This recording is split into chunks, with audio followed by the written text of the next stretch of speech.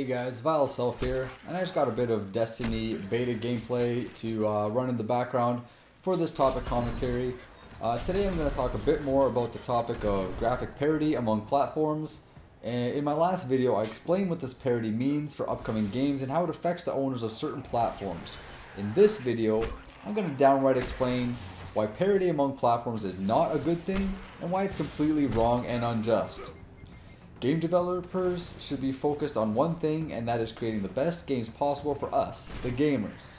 They need to do as much optimization as possible and use up as much resources as possible in order to give us the best possible results that they can. In the case of Destiny, currently being developed by Bungie and published by Activision, the developers have stated some claims regarding platform parity that aren't sitting too well with a variety of gamers.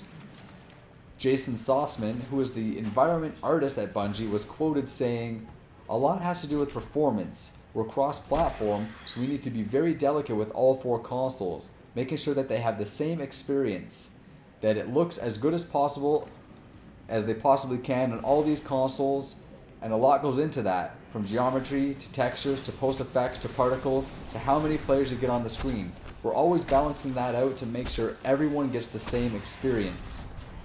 Basically what he's saying here is that they aren't going to push the PS4 and the Xbox One to their full potentials because they don't want those players to have a better experience than the Xbox 360 and PS3 players.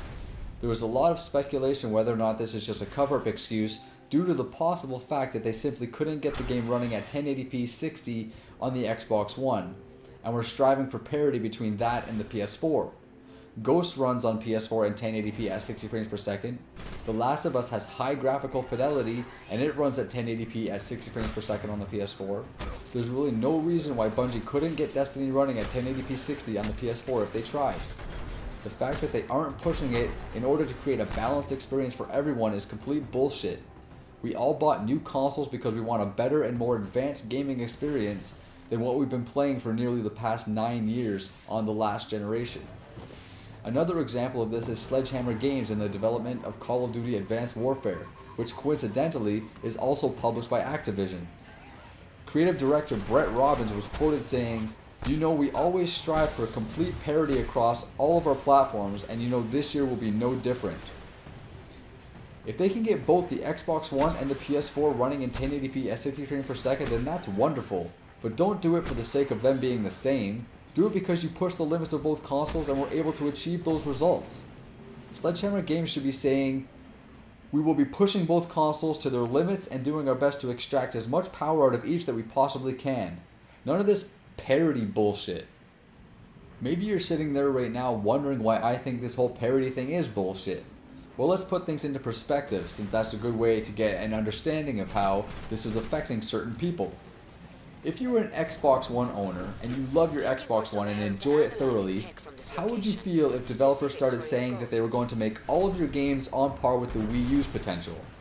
Now, the Wii U can run games at 1080p 60 frames per second, but are they at the same graphical level as Xbox One? No, they aren't. So how would Xbox One players feel if all of their games were made to match the Wii U's specs?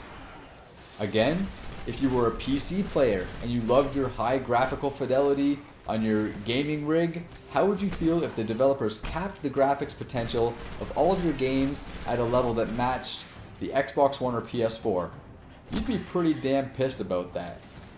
As a PS4 owner, I know I'm not alone when I say I chose it over the Xbox One simply because it has more raw power and is capable of higher graphical fidelity in my games. So when developers decide not to use that extra potential to make these games a little extra special on my platform of choice, I find it rather insulting.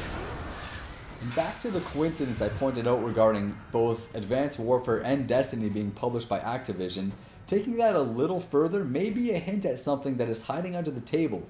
We know that Microsoft and Activision have a long-lasting and tight relationship with each other, specifically over the Call of Duty franchise.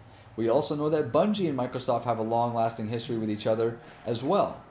The mere fact that nearly all multi-platform games that have been released in the past 8 months have performed better on the PS4 is enough for me to consider the possibility that Microsoft may have slid some money under the table to either Activision or the individual developers of these games in order to get them to create games in full parity among these new consoles.